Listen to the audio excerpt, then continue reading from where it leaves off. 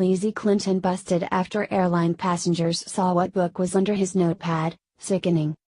Speculation ran rampant when Hillary and Bill Clinton suddenly showed up on a commercial flight, flying on Delta Airlines from Ronald Reagan National Airport in Washington, D.C. Naturally, the Clintons never do anything without an angle, and a commercial flight is a far cry from Air Force One, private jets, or even chartered campaign planes. Hillary is up to something. It seems she may be gearing up for yet another run at world domination and preparing for a 2020 presidential run in what will be her third attempt to get to the White House. Clearly, it was an attempt to appear as just one of the regular folks, in an awkward sort of PR stunt. Bill and Hillary were forced to fly with the unwashed masses on a Delta flight bound to an unknown destination. A video clip posted to Twitter caught the shady duo sitting in the first class section. "Coach. Let's not get crazy, people." The clip appears to have been captured across the aisle as others filed down the aisle towards the coach section of the plane. The clip ends as Bill looks up, apparently spotting the camera. They are worth hundreds of millions of dollars and own at least 3 mansions. They stay each summer in a villa that costs $50,000 a week.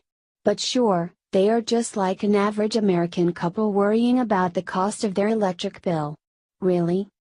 The couple made their way through the airport unmolested and unbothered, except for a handful of people who wanted to take pictures with the former president. Hillary was every bit as standoffish and aloof as she is purported to be, wearing sunglasses indoors, hanging out on the sidelines in a frumpy, shapeless muumuu. It is interesting to note just how freely the Clintons can travel unmolested, on a commercial flight with no security in sight, with no fear of being attacked by conservative critics, or violence of any kind.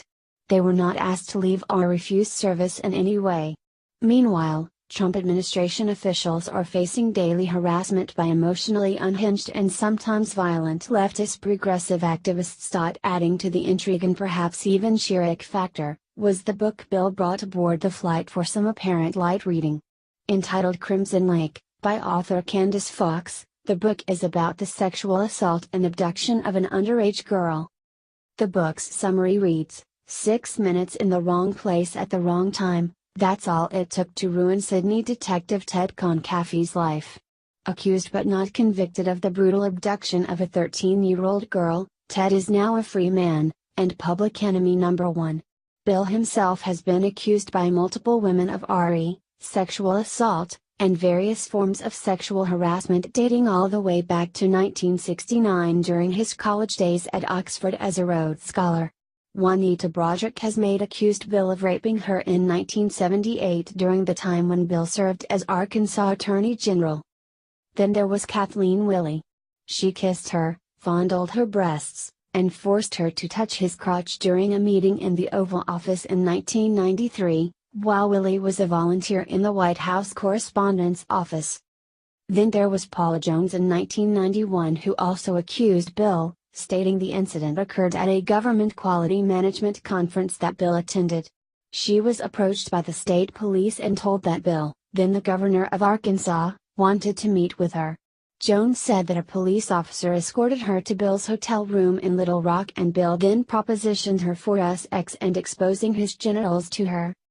He sat down, pulled down his pants, his whole everything, and he was exposed, and I said, "I'm not that kind of girl, and I need to be getting back to my desk," Jones recalled. Leslie Milwee, a former television reporter, came forward publicly for the first time in October 2016 accusing Bill of sexual assault.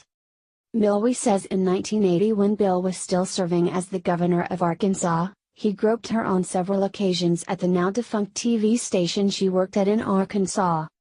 "He followed me into an editing room," Milwee stated in an October 2016 interview.